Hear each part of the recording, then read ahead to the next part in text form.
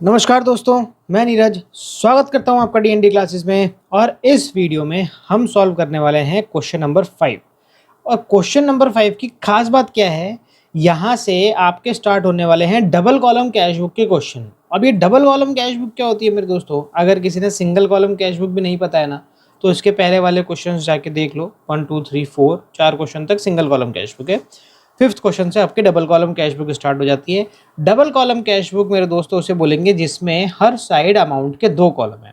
देखो 2 साइड होती है, एक डेबिट साइड होती है, एक क्रेडिट साइड होती है। तो देखो यहाँ पर जो डेबिट साइड है उसमें भी अमाउंट के 2 कॉलम है, एक तो कैश का कॉलम है और एक किसका कॉलम है? बैंक का। दोनों ही अमाउंट के हैं, बट एक आपका कैश बताता है एक कॉलम, और एक कॉलम बताता है आपका बैंक। इसके बाद में ये जो क्रेडिट साइड है उसमें भी अमाउंट के 2 कॉलम है, एक कैश का है और एक बैंक का है। तो अब इसमें होगा क्या, ये कैश बुक के अंदर हम क्या करेंगे, कैश से रिलेटेड ट्रांजेक्शन भी लिखेंगे और बैंक से रिलेटेड ट्रांजेक्शन भी लिखेंगे। इसके पहले जब अपन ने सिंगल कॉलम करी थी उसमें हम बैंक से रिलेटेड ट्रांजेक्शन नहीं लिख रहे थे, सिर्फ बैंक में पैसा डिपॉजिट कराना और बैंक से पैसा विड्रॉ करना, सिर्फ ये 2 ही एंट्री हम वहां पर कर रहे थे। इसके सिवा अगर बैंक किसी की पेमेंट कर रहा है या बैंक में कोई पैसा डिपॉजिट हुआ है, कहीं से रिसीव हुआ है, उसकी हम किसी तरह की कोई एंट्री नहीं कर रहे थे सिंगल कॉलम में, क्योंकि वहां पर बैंक का कॉलम ही नहीं था। अब यहाँ पर बैंक का कॉलम भी आ गया है, तो अब हम क्या करेंगे, जो बैंक से जो हम ट्रांजेक्शन करेंगे वो भी हम क्या करेंगे, यहाँ पर रिकॉर्ड करेंगे। अब इसमें एक कॉन्ट्रा एंट्री होती है। मैं आपको जब अपन क्वेश्चन सॉल्व करेंगे ना, तो क्वेश्चन सॉल्व करते करते बता दूंगा कि कॉन्ट्रा एंट्री क्या होती है। इसमें जो खास जो इंपॉर्टेंट है वो कॉन्ट्रा एंट्री ही है। तो अभी अपन जो क्वेश्चन करेंगे तब मैं आपको करते करते बताऊंगा, जहाँ पर कॉन्ट्रा एंट्री आ जाएगी वहाँ आपको समझाऊंगी कॉन्ट्रा एंट्री किस तरीके से की जाती है। तो देखो फटाफट से अपन शुरू करते हैं। यहाँ पर आपको ये बोल रहा है, record the following transaction in double column cash book and balance the book on 31 मार्च 2025। यहाँ पर 1 मार्च 2025 का कैश का बैलेंस दे रखा है, कैश इन हैंड, और बैंक का बैलेंस भी दे रखा है। दोनों साथ साथ में दे रखे हैं यहाँ पर, तो इसका मतलब दोनों का ही कैसा बैलेंस है, डेबिट बैलेंस है। तो अपन यहाँ पर लिख देंगे क्या भैया, 1 मार्च, और यहाँ पर क्या लिख देंगे, 2 बैलेंस BD, ओपनिंग बैलेंस है ये। कैश का तो लिख देंगे कैश के कॉलम में 12,750, और बैंक का लिख देंगे बैंक कॉलम में 72,400 रुपीज़। ठीक है, ये आपने ओपनिंग बैलेंस लिख लिया कि इतना आपके पास में पैसा इतना इतना पड़ा है, कैश इतना पड़ा है और बैंक में इतना पड़ा है। अब हम आगे ट्रांजेक्शन करना शुरू करते हैं। 4 मार्च को ये बोल रहा है, रिसीव्ड फ्रॉम आशा कैश 1200 रुपये और चेक 3,200 रुपये, अलाउड हिम डिस्काउंट 400 रुपीज़। यहाँ पर ना कुछ चीज़ें आपको समझनी होगी। क्या समझना है, अगर आपको किसी दिन कोई चेक मिला है, तो जिस दिन आपको चेक मिला है, जैसे यहाँ पर 4 तारीख को हमारे को चेक मिला है, किससे? आशा से, तो आपको क्या करना है, फटाफट से नीचे की 3-4 ट्रांजेक्शन को देखनी है कि क्या हमने ये चेक किसी और दिन जमा तो नहीं कराया। देखो हमें आज चेक मिला है तो जरूरी थोड़ा ना हम आज ही जाके बैंक में जमा करा दें। हम हो सकता है 5 तारीख को जमा कराएं, 6 तारीख को जमा कराएं। तो हम आगे फटाफट से देख लेते हैं। 7 वाले में बोल रहा है सैलरी की बात कर रहा है, 9 वाले में कुछ विड्रू की बात कर रहा है, 12 वाले में किसी और चीज़ की बात कर रहा है। 3-4 ट्रांजेक्शन देखी, हमने देखा कि नहीं, इस चेक के बारे में, जमा कराने के बारे में किसी तरह की कोई भी इन्फॉर्मेशन आपको नहीं दे रखी है। तो हम मान लेंगे कि ये चेक हमें 4 तारीख को मिला और हमने इसको डिपॉजिट भी 4 तारीख को ही करा दिया। ठीक है ना। अगर आपको क्वेश्चन में किसी भी तरह की जो चेक मिला है उससे रिलेटेड किसी भी तरह की कोई भी जानकारी नहीं दी गई है, तो आप ये मान लेंगे कि वो चेक जिस दिन आपको मिला है उसी दिन वो चेक आपने क्या करा दिया, बैंक में डिपॉजिट करा दिया है। अब आपको पता ही है ये वाली साइड अपनी कौन साइड है, रिसीव्ड वाली साइड, तो रिसीव्ड साइड ही आएगा। ये वाली एंट्री क्या लिखेंगे अपन, टू आशा। अब देखो जितना हमें कैश लिखा उतना तो हम लिख देंगे कैश में, और जितने का हमें चेक मिला वो हम कहाँ पे लिख देंगे भैया, यहाँ पर। अब ये जो अलाउड हिम डिस्काउंट 400 है, ये ऑलरेडी इन दोनों अमाउंटों में से डिडक्ट करा हुआ है। इस 400 का हमें कुछ भी नहीं करना। आगे बढ़ते भैया, 7 तारीख को paid salary to staff by cheque, हमने सैलरी दी है भैया स्टाफ को, पेमेंट वाली साइड आ जाएगा भैया। 7 मार्च हम क्या लिखेंगे भैया, बाय सैलरी। अब यहाँ पर देखना, कैश हमने नहीं दिया, हमने क्या चेक से पेमेंट करी है, तो उसकी पेमेंट कौन करेगा, बैंक करेगा। तो हम बैंक के कॉलम में लिख देंगे 25,600 रुपये। इसका मतलब समझ रहे हो, अगर आपने चेक दिया है तो चेक के कॉलम में लिखना है, और अगर चेक दिया है तो बैंक के कॉलम में लिखना है। ठीक है ना। रिसीव करने में भी ऐसा ही काम करेंगे हम। आगे देखो 9 तारीख को क्या बोल रहा है, withdrew cash from bank for office use. अब देखो यहाँ पर मेरे दोस्तों ये एंट्री बहुत ही ज़्यादा खास है। अब ये एंट्री खास क्यों है, देखो यहाँ पर क्या हुआ है, 2 चीज़ समझना। एक तो कैश आप क्या करा रहे हो, डिपॉजिट करा रहे हो बैंक के अंदर, या फिर कैश क्या कर रहे हो, आप विड्रॉ कर रहे हो। कैश की बात कर रहा हूँ, देखो चेक की बात नहीं कर रहा, चेक डिपॉजिट कराने पर ये बात अप्लाई नहीं होती। आपने क्या कराया है, कैश डिपॉजिट कराया है या फिर कैश विड्रॉ कराया है, कहाँ पर, बैंक के अंदर। तो ये दोनों ही एंट्रियां, कौन सी एंट्रियां हो जाएगी आपकी, कॉन्ट्रा एंट्री।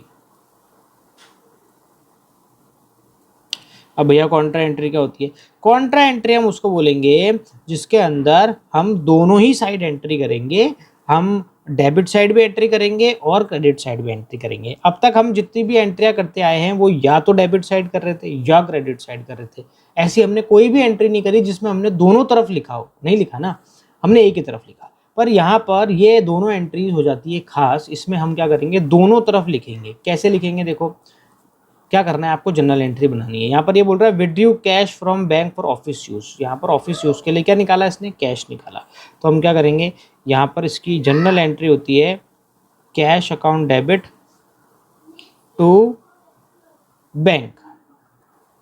अमाउंट कितनी दे रखी है इसकी, अमाउंट है इसकी 21,900 रुपीज़, 21,900, 21,900। अब आपको क्या करना है, देखो इस एंट्री की पोस्टिंग करनी है। यहाँ पर कैसे करोगे, देखो यहाँ पर टू बैंक लिखा है ना, तो एक काम करो इधर जाके लिख दो क्या, टू बैंक, और डेट आ जाएगी वही आपकी 9 तारीख। और अब क्या करो, कैश लिख दो इस तरफ, जब बैंक इधर लिख दिया है तो कैश इधर आ जाएगा, बाय कैश 9 तारीख। अब क्या करना है आपको, देखो ये चीज यहाँ पर खास हो जाती है, इसके आगे ऐसे कॉन्ट्रा भी लिख दो, ऐसे इधर भी लिख दो कॉन्ट्रा, इधर भी लिख दो कॉन्ट्रा, दोनों तरफ लिख दिया आपने। अब देखो करना क्या है, ये यहाँ पर क्या खास ध्यान देना है, यहाँ पर जहां लिखा है बैंक वहां तो अमाउंट आएगी कैश के अंदर, और जहां लिखा है कैश वहां अमाउंट आएगी कहाँ पर, बैंक के अंदर। अरे यही तो प्रॉब्लम है, मतलब प्रॉब्लम क्या बोलूं, यही कैच है, यही दिक्कत है। यहीं पर ही बच्चे कंफ्यूज होते हैं सबसे ज्यादा कि यार ये क्या हो रहा है, हम बैंक के जहां लिख रहे हैं बैंक वहां तो लिख रहे हैं कैश के अंदर, जहां लिख रहे हैं कैश वहां लिख रहे हैं बैंक के अंदर। फिर दोस्तों ये ऐसा इसलिए है क्योंकि ये एक अकाउंट नहीं है, ये दो अकाउंट है, ये कैश का भी है और ये बैंक का है। हम दोनों एक साथ मर्ज करके इसको क्या कर रहे हैं, बना रहे हैं, ऐसा इसलिए हुआ है। तो हम कैश के अंदर तो बैंक की अमाउंट लिखेंगे और बैंक अकाउंट के अंदर कैश की अमाउंट लिखेंगे, इसलिए दोनों अमाउंट क्या हो रही है मेरे दोस्तों, अलग अलग कॉलमों में आ रही है। अमाउंट आ जाएगी कितनी, 21,900 रुपये। ठीक है, तो यहाँ बैंक लिखा हुआ है तो हम कैश में लिख देंगे 21,900, और यहाँ कैश लिखा है तो हम बैंक में लिख देंगे कितना, 21,900 रुपये।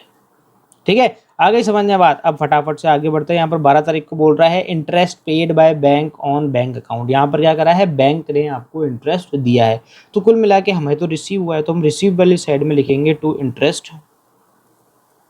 और इंटरेस्ट लिख के कौन से कॉलम में लिखेंगे, कैश कॉलम में मत लिख देना, बैंक इंटरेस्ट देता है घर पे आके नहीं देता आपको, आपके बैंक अकाउंट में डाल देता है। तो हमारे बैंक अकाउंट में चल जाएंगे कितने, 1,200 रुपये। आगे बढ़ते हैं, आगे 16 तारीख को बोल रहा है purchase furniture by cash. Cash देकर हमने फर्नीचर परचेस करा तो आ जाएगा बाय फर्नीचर, और अमाउंट आ जाएगी आपके कैश के कॉलम में कितनी, 16,500 रुपये। आगे बढ़ते हैं, 21 तारीख को pay to Mohan and company by check.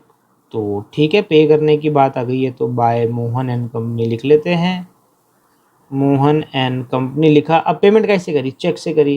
कितने की पेमेंट करी, 10,900 की। और यहाँ पर ये बोल रहा है कि 100 रुपये का डिस्काउंट भी हुआ है। तो मेरे दोस्तों यहाँ पर हमने क्या करा है, टोटल 11,000 देने थे, उसमें से डिस्काउंट काट के 10,900 आए हैं। तो हमें अलग से इस 100 रुपये का कुछ करना नहीं है, और क्योंकि चेक से पेमेंट करिए तो बैंक के अंदर इसकी क्या आ जाएगी, अमाउंट आ जाएगी। आगे बढ़ते हैं, यहाँ पर 24 मार्च को बोल रहा है proprietor withdraw from office cash two is personal use. तो ये तो सीधे सीधे ड्राइंग्स हो गई मेरे दोस्तों, पर्सनल यूज़ के लिए निकाल लिया तो हम लिख देंगे भैया बाय ड्राइंग। अच्छा, जो ओनर है वो बैंक से ही पैसा निकाल सकता है, तो अगर बैंक से पैसा निकाला तो बैंक वाले कॉलम में लिख देना, और यहाँ पर जैसा कि इसने कैश निकाला है तो हम कैश के कॉलम में लिख देंगे कितना, 11,600 रुपये। ज़्यादा परेशान मत होना, पैसा कहाँ से निकाला है देख लेना, अगर बैंक से निकाला है तो बैंक के कॉलम में लिख देना, और कैश निकाला है तो कैश के कॉलम में। आगे देखो क्या बोल रहा है, 29 को बोल रहा है sold goods to Mohan for cash. तो यहाँ पर टू सेल्स आ जाएगा। अगर हमने क्रेडिट पे सेल करा होता ना तो कहीं भी नहीं आता। ठीक है, फॉर कैश आ गया आपका 14,800 रुपये। ठीक है। इसके बाद में deposit office cash in bank, ये फिर से भैया खास एंट्री आ गई। कौन सी एंट्री? Contra entry. तो इस क्वेश्चन में दो कॉन्ट्रा एंट्री हो गई, एक तो 9 तारीख वाली, ये क्या था? कैश विड्रॉ करने का था, और अब हम कैश को क्या करा रहे हैं मेरे दोस्तों? डिपॉजिट करा रहे हैं। तो देखो कैसे करना है इसको, फिर से कॉन्ट्रा एंट्री कैसे करेंगे, ध्यान से देखना। यहाँ पर डिपॉजिट कराया है, तो डिपॉजिट कराने की एंट्री क्या होगी? यहाँ लिख देता हूँ, डिपॉजिट कराने की एंट्री होगी bank account debit to cash. ठीक है, अब टू कैश लिखा है तो उधर टू साइड में लिख दो क्या? To cash. और बैंक को किधर लिख देंगे? इधर लिख देंगे क्या? By bank. डेट आपकी डाल दो 31, जो भी है लास्ट डेट, लास्ट एंट्री है। अब इसके आगे क्या लिख दो? कॉन्ट्रा लिख दो। इसके आगे भी कॉन्ट्रा लिख दो, इधर भी कॉन्ट्रा लिख दो। ठीक है, अब क्या करना है आपको? क्रॉस में लिखना है, जहां कैश लिखा है वहां अमाउंट लिखेंगे बैंक में। अच्छा, अमाउंट कितनी है? 21,200 रुपये। तो देखो यहाँ कैश लिखा है ना, तो अब अमाउंट लिखेंगे बैंक के अंदर 21,200, और जहां बैंक लिखा है वो अमाउंट लिखेंगे कैश में 21,200। ठीक है, लिख दिया। इसको थोड़ा अच्छे से लिख देता हूँ, पता चला कुछ और ही समझ में आ रहा है। ठीक है, अब हमने सारी की सारी एंट्री यहाँ पर कर ली है। अब हम क्या करेंगे मेरे दोस्तों? बैलेंस निकाल लेंगे। बैलेंस निकालने के लिए क्या करना पड़ेगा? सबसे पहले तो लाइन खींचनी पड़ेगी। अब हम एक एक करके बैलेंस निकालेंगे। सबसे पहले हम बैलेंस किसका निकालेंगे? कैश का निकालेंगे। तो देखो कैश की डेबिट साइड टोटल लगा लेते हैं, क्योंकि कैश की डेबिट साइड की टोटल ही ज़्यादा आती है। 12,750, 1,200, 21,900, 14,800। तो टोटल आ रही है मेरे दोस्तों 50,650। 50,650 की टोटल आ रही है। हम क्या करते हैं, यहाँ पर पहले ही लिख देते हैं by balance BD, sorry CD, balancing figure. कितना आएगा? टोटल लगानी पड़ेगी इसके लिए। तो टोटल कितनी आ रही है? 21,500 प्लस 11,600 प्लस 21,200। तो इधर की टोटल आ रही है 49,300 रुपीज़। तो मैं क्या करता हूँ, 49,300 माइनस कर देता हूँ 50,650 के अंदर। तो आपको बैलेंस निकल के आ जाएगा मेरे दोस्तों 1350। ये आपका क्या निकल के आया? बैलेंस 1350। ये देखो आंसर मैच कर रहा है। ठीक है, अब इधर की टोटल भी कितनी हो जाएगी? 50,650। अब बारी आती है किसकी? बैंक की। अब बैंक की देखो मेरे दोस्तों, इधर भी निकल सकती है बैलेंस और इधर भी निकल सकता है बैलेंस, दोनों ही तरफ बैलेंस निकल सकता है। इसलिए क्योंकि देखो कैश तो कभी भी नेगेटिव में जाता ही नहीं है। अरे तुम्हारी जेब में 100 रुपये हैं, तो तुमने सारे खर्च कर दिए तो कितने बचे? 0। नेगेटिव में बैलेंस जा सकता है क्या? -1 हो सकता है क्या? नहीं हो सकता। पर बैंक के अंदर हो सकता है, क्योंकि बैंक के अंदर ओवरड्राफ्ट फैसिलिटी अवेलेबल होती है। ठीक है ना। अब आपको क्या करना है? टोटल लगा के लिखनी है। तो बैंक की पहले डेबिट साइड टोटल लगा लेता हूँ। 72,400 प्लस 3,200 प्लस 1,200 प्लस 21,200। तो ये आ रही है मेरे दोस्तों 98,000। मैं इसको अलग रफ में लिख रहा हूँ अभी, ठीक है ना, क्योंकि हमारे को नहीं पता ना बैलेंस किधर निकलेगा, इसलिए हम पहले लगा के चेक कर लेंगे। क्रेडिट साइड की 25,600 प्लस 21,900 प्लस 10,900। तो इधर की टोटल आ रही है 58,400। तो इधर की जाहिर सी बात है कम आ रही है, तो ज़्यादा कौन सी? इधर वाली है। तो हम इधर लिख देंगे 98,000, और अब 98,000 में माइनस कर देंगे 58,400 रुपीज़। तो आपका बैलेंस निकल के आ जाएगा कितना? 39,600 रुपीज़ का आपका बैलेंस। तो दूसरे कलर से कर लेते हैं। 39,600 रुपीज़ आपका क्या निकल के आ गया? बैलेंस। ये देखो 39,600 रुपीज़। ठीक है, अब इधर की टोटल भी क्या आ जाएगी? 98,000 आ जाएगी। इस तरीके से खुशी खुशी आपका ये डबल कॉलम कैश बुक का क्वेश्चन क्या हो जाता है? ख़त्म हो जाता है। चाहे तो स्क्रीनशॉट ले लो। खास बात क्या ध्यान रखनी है? खास बात आपको बस कॉन्ट्रा एंट्री की बात ध्यान रखनी है कि कॉन्ट्रा एंट्री किस तरीके से होती है। ठीक है मेरे दोस्तों, तो मिलते हैं आपसे अगले वीडियो में एक और नए क्वेश्चन के साथ में। जब तक के लिए मस्त रहें, स्वस्थ रहें, खाते पीते रहें। जय हिंद।